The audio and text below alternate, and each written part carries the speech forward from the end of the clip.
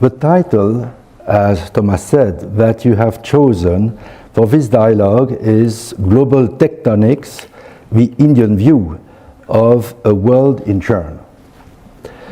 Well, I think that we all agree that we are at a time of deconstruction of the world order. And as a European, I would say that three developments are at the core of this deconstruction.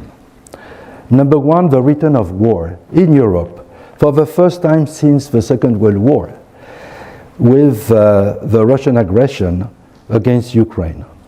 Number two, the new Cold War, this time between the US and China. And number three, the return of a non-aligned movement, called today the Global South, which practices multi-alignment more than non-alignment. Mr. Minister, India is certainly now a key economic and political actor in this new world. How would you describe its transformation, and in this new context, what is, in your view, the role of India? And again, it's a great honor to be with you this morning and a great pleasure to welcome you. Thank you, Ambassador, and thank all of you for turning up this morning.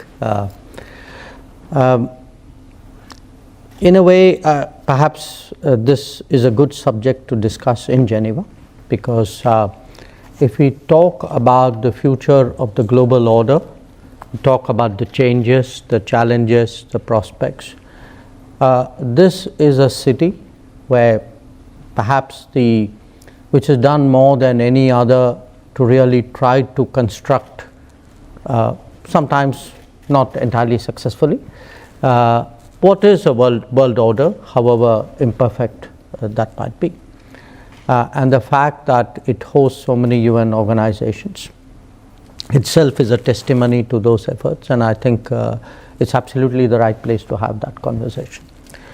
Ambassador, you mentioned three things. You spoke about the return of war in Europe.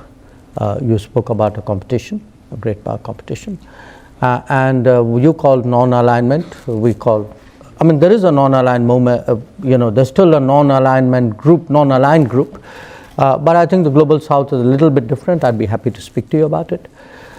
But I think you're describing the symptoms. Those are not the causes. What are the causes? I mean, first of all, when the UN, which you can take as the current architecture to the extent there is one, when the UN was founded, it had about 50 members.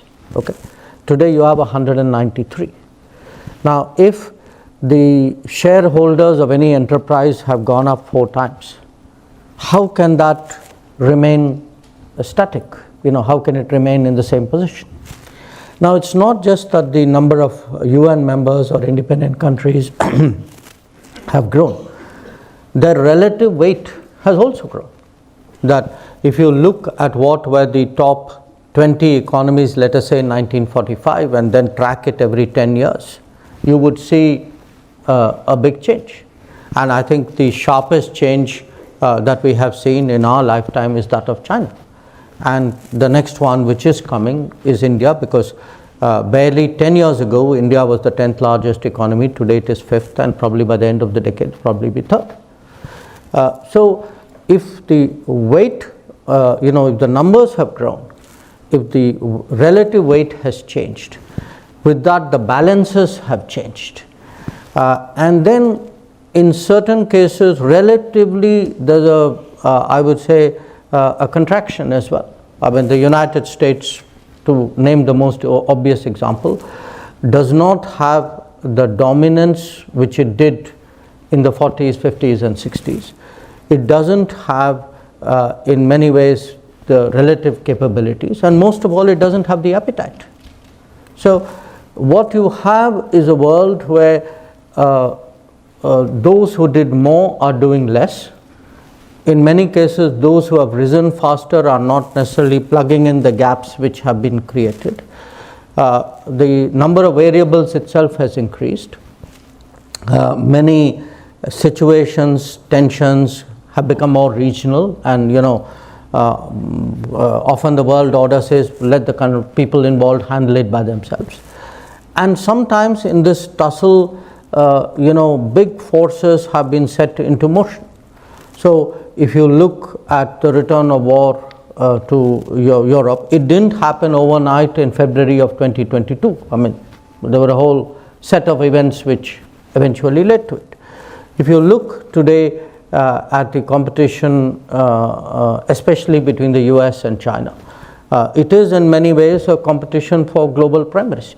So, and when you look at the reaction of many other countries, especially developing countries, the reason the Global South has come together right now, and it was not coincidental, it happened during our presidency of the G20, was a feeling that their interests and their concerns were being neglected when bigger players or different players were busy with their own fights. And therefore, how do I get heard? And when 120 countries come together, you get heard. So I think it made complete sense there.